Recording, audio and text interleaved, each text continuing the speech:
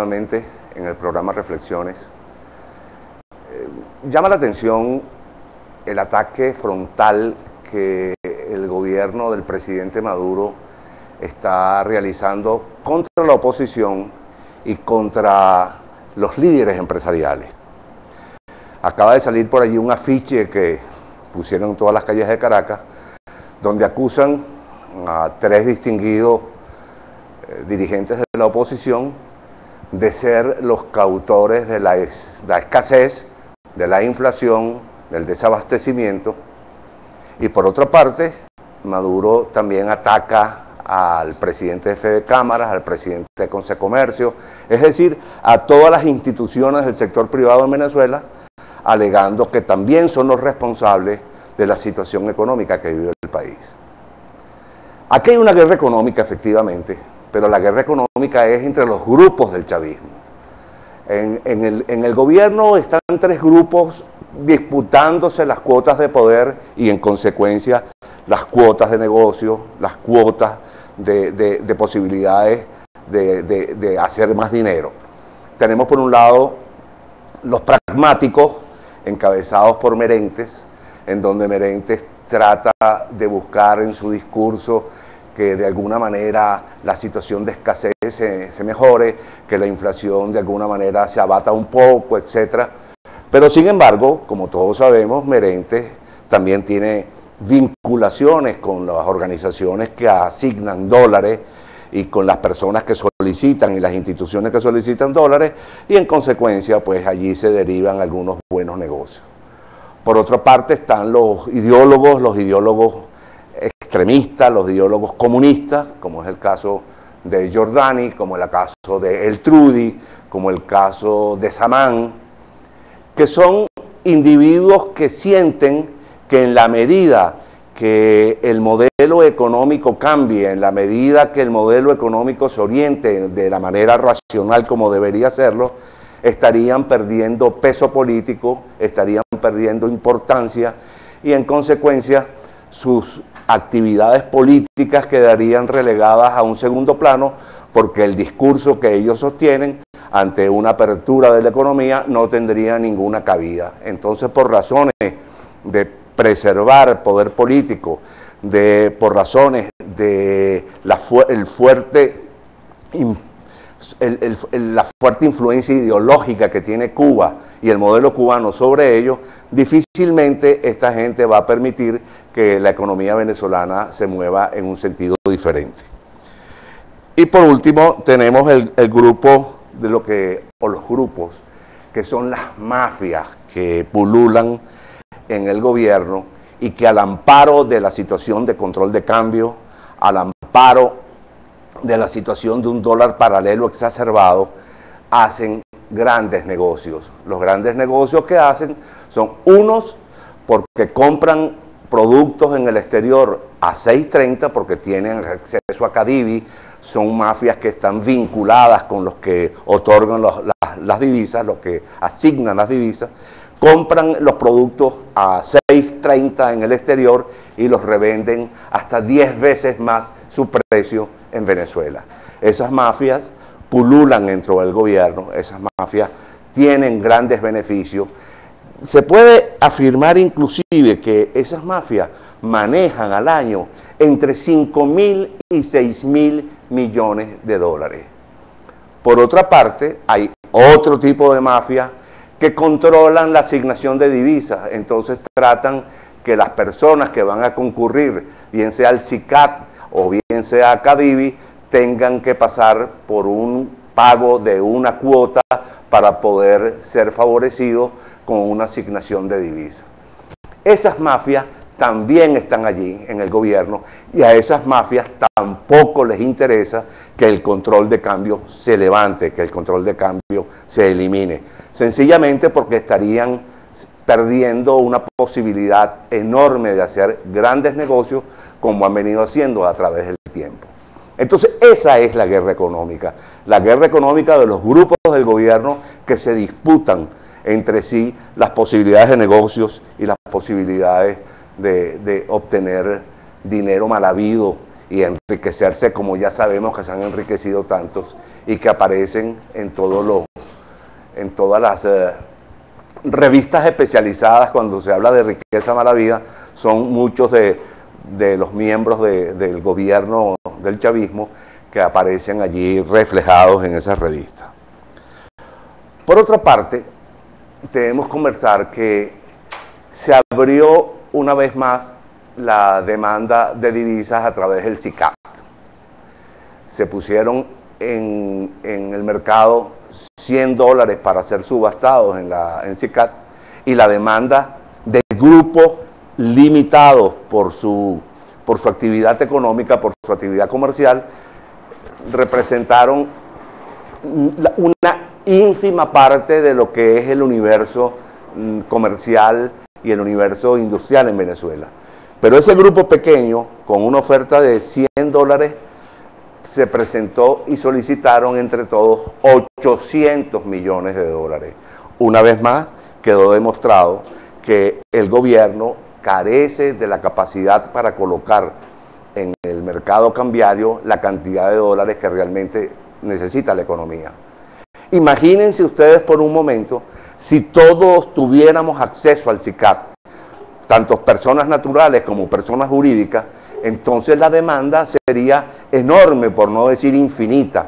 En definitiva, el gobierno no podría cumplir con esa demanda incrementada que tiene, esa demanda represada que existe aquí en Venezuela, porque sencillamente las fuentes de financiamiento externos se le han agotado, las posibilidades de colocar bonos de PDVSA en el mercado para obtener financiamiento también se han limitado, el riesgo país en el exterior ha aumentado de una manera enorme, nadie quiere ni siquiera invertir en Venezuela, ni siquiera prestarle a Venezuela por los altos riesgos que comporta tal actividad en Venezuela. Entonces, el gobierno desesperadamente está tratando de buscar dólares, desesperadamente está tratando de encontrar los recursos que no tiene, que no posee, y que agrava al mantener tosudamente, y yo diría hasta de forma suicida,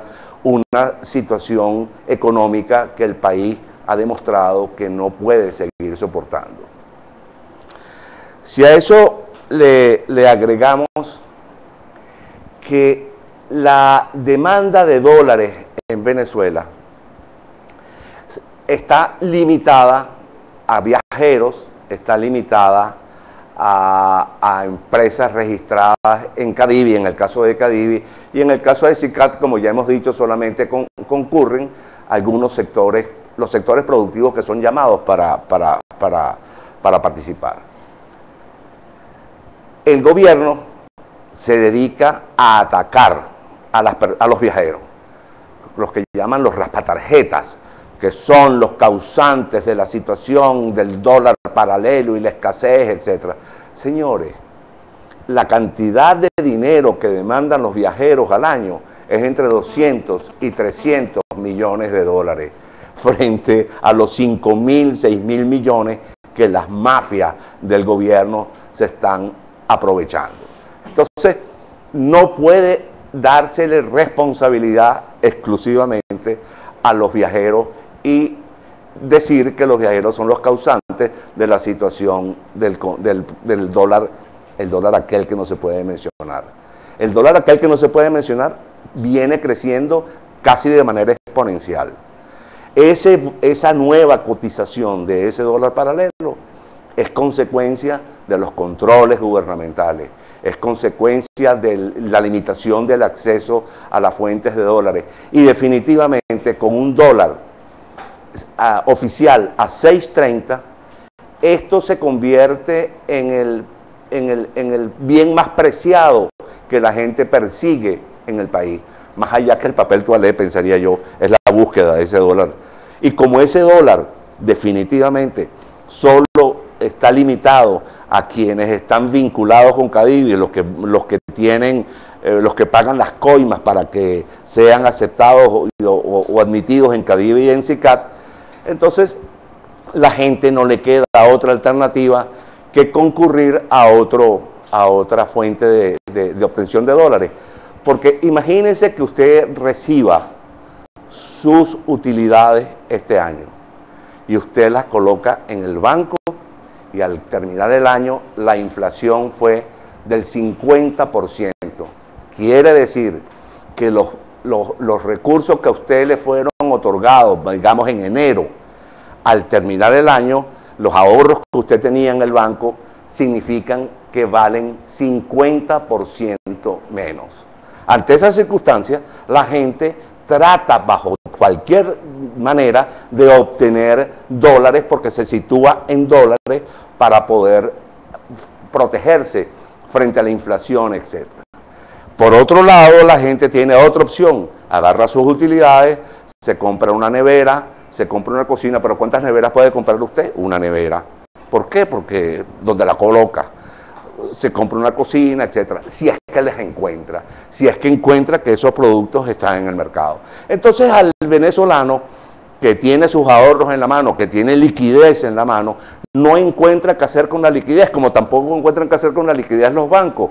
Aquí el crédito ha aumentado de una manera también importante porque los bancos tienen exceso de liquidez y tienen que colocar esos fondos. Y la única manera que tienen de colocar esos fondos es precisamente a través de la intermediación financiera, a través de de dar créditos a los ciudadanos, porque ya no hay demanda por inversión, préstamos para inversión, ya no hay demanda de recursos para inversión o para el desarrollo de determinados proyectos. Entonces, bajo esta circunstancia, ustedes comprenderán que el único refugio que le queda al venezolano frente a la situación caótica que tiene la economía es refugiarse en el dólar, y por eso el dólar paralelo obtiene las magnitudes en que está situado, con el agravante que en buena medida el comerciante que necesita traer mercadería y obtiene los dólares en el mercado paralelo,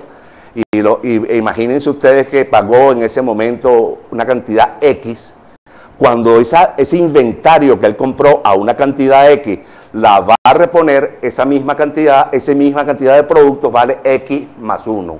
En consecuencia, el precio que él coloca al producto que comercializa incluye el costo que él estima que ha de ser en el que ha de incurrir para reponer el inventario que ha utilizado en su actividad comercial.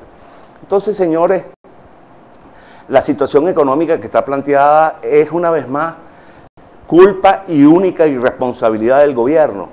El gobierno sigue corriendo la arruga, el gobierno antes del 8 de diciembre no va a tomar ninguna medida. Y yo pongo francamente en duda que después del 8 de diciembre tomen las medidas que sean adecuadas. Veremos cómo se mueve esa lucha interna, veremos cuál de los grupos que allí están pululando logre mantener el control del gobierno y la orientación del gobierno, y eso nos dirá qué ha de pasar en el año 2014. Yo personalmente creo, que la situación en el 2014 va a ser de una inflación más elevada. Yo creo que estamos hablando de niveles entre 55 y 60% de inflación. Vamos a tener altos índices de escasez. La escasez será 20%, 22%. Vamos a tener un sistema cambiario distinto, pero controlado, continúa controlado. Un sistema cambiario donde exista un dólar preferencial para determinadas actividades como compra de alimentos y medicina. Otro dólar que será... Bueno, pero antes que nada debo decir que el tipo de cambio que se establezca en el año 2014 también será un cambio con devaluación. La devaluación que se supone debe ser por lo menos de 50%. Es decir, que el dólar a 6.30 pasará a costar 12.60. Y el dólar de SICAT, que se sitúa en 11, se ubicará alrededor de 22, 23 bolívares por dólar.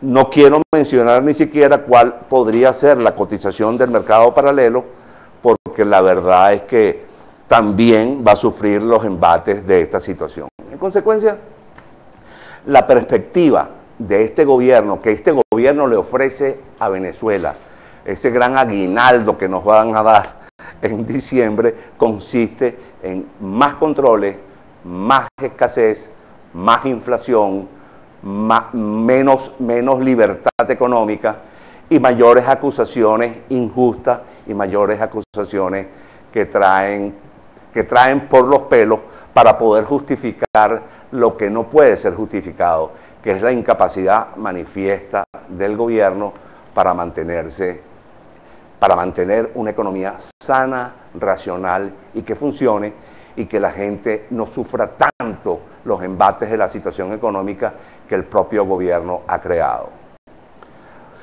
Asimismo, yo pienso que del lado, y pasando a otro tema, que es el tema de la protesta social. En Venezuela la protesta social crece exponencialmente. Todos los días hay nuevas protestas sociales en todo el territorio nacional, a lo ancho y largo del territorio nacional. Protestas sociales que tienen la motivación fundamental de tratar de obtener las reivindicaciones que por el gobierno, por omisión, por incapacidad o por falta de voluntad política no les ha resuelto. Es el caso de los salarios que no se han pagado, es el caso de los contratos colectivos que no se han suscrito, es el caso de que no se paga la cesta TIC y tal. Es decir, el gran moroso en la economía venezolana es el gobierno.